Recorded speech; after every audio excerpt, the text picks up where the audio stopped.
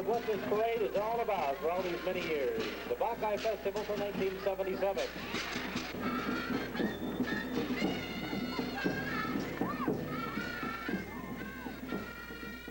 Whites call it the Bok Kai Festival. Yellows know it as Bomb Day.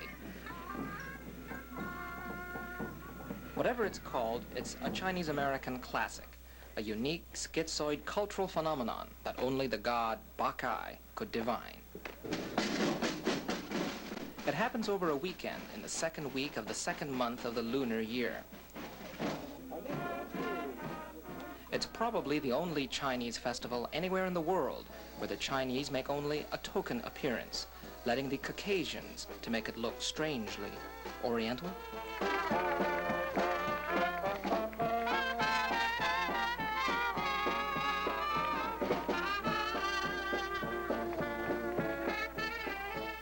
After all, the onlookers are only tourists. What do they care if there aren't enough authentic Chinese-American boys in town to carry the funky dragon?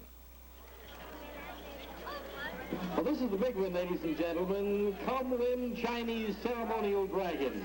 This year the dragon is being carried by the two local Boy Scout troops under the direction of Mr. Bob Stewart, Troop 23, and Mr. Ben Arellano of Troop 74. Troops 23 and 74 are carrying the dragon. Cumlin was obtained by our community several years ago from San Francisco and was many, many, many years old at the time. Although extremely old, Cumlin would not miss this year's Bok Kai parade. The real celebration comes on Sunday, when Chinese Americans from all over California and the West come to Bok Kai Mu, the North Stream Temple. It was built right up against the Yuba River levee over 100 years ago by Chinese American railroaders. The pioneers came here to make the Sacramento Valley fertile.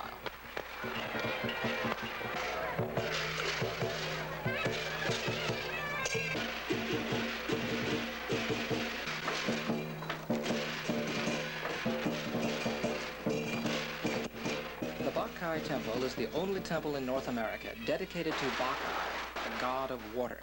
His people were originally Cantonese from southern China who made up the religion and beliefs as they went along, creating gods and myths and ceremonies to fight off demons and devils.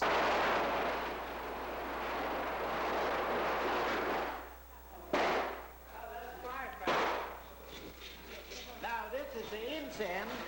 The incense, the Chinese name is Herm. Herm. Herm, it means good fragrance. You see, and also some people pay respect with herb to the god, and you pay respect also with flowers. Flowers are also good fragrance.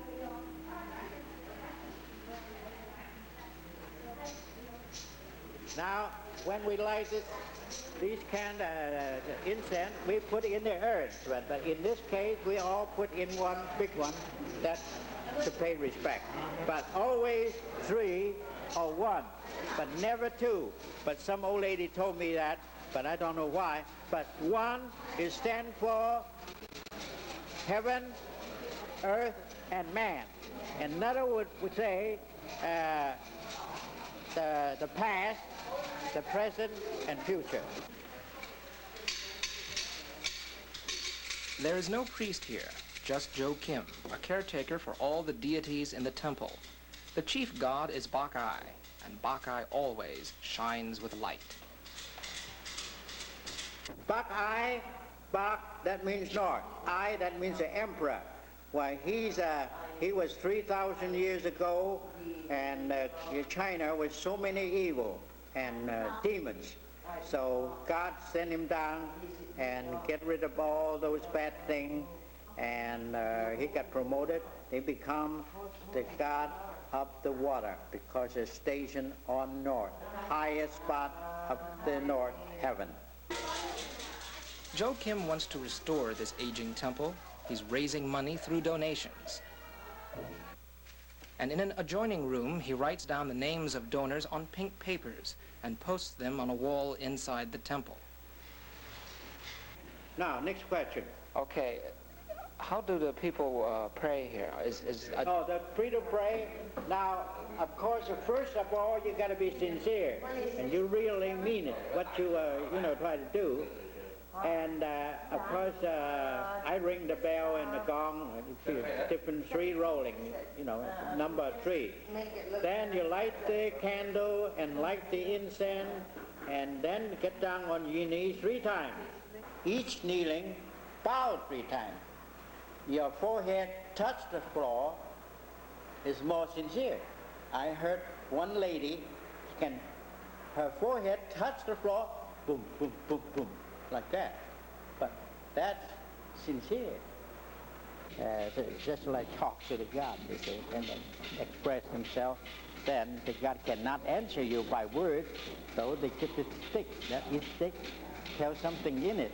That's your answer, see? The answer from the God to tell you about what you're wishing for, see? Once the worshippers have cast their oracles and copied down the numbers on the oracle sticks, they go to Joe Kim and ask for the oracles by number. The oracles, in verse, are printed on pink slips. The other man asked for oracle number 45. What is 45, that's a good oracle. That's the one we pray for rain. And let's see, how many, 45, that's 45.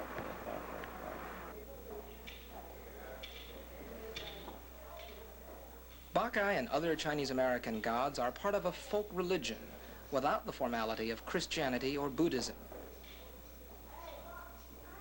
Worship at the Bok Kai Temple is so informal that it's ecumenical. Why, even the Buddhists can come here and chant.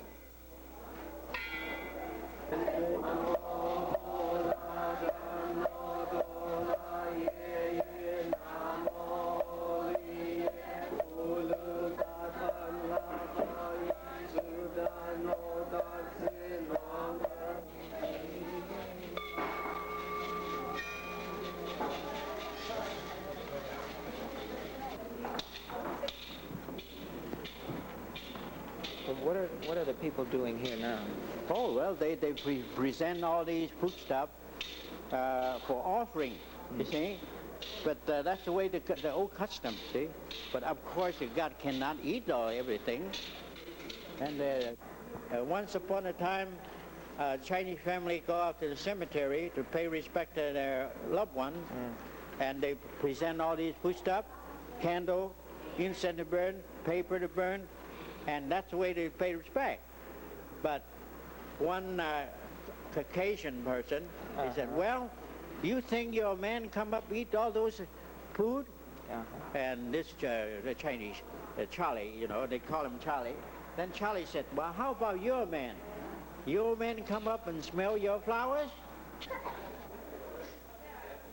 Although this spring festival is to honor Bok Kai, it's called Bomb Day because of the way it ends, with big firecrackers that shoot up, not sideways. Inside the firecrackers are red rings with lucky numbers on them, number 4 being the luckiest. These rings represent the temple, and they can be taken home for good luck. But the lucky number rings cannot be simply bought over the counter. They must be won. In the late afternoon, at the main intersection of Marysville Chinatown, where the two Cantonese benevolent societies, the Hop Sing Tong and the Sui Sing Tong, face each other, a crowd gathers, eager for action. 12 Marysville policemen and firemen stand ready for anything. Firecrackers are thrown to clear the air. For Joe Kim, and perhaps Bok Kai, what could be more serene and wonderful than the climax to Bomb Day?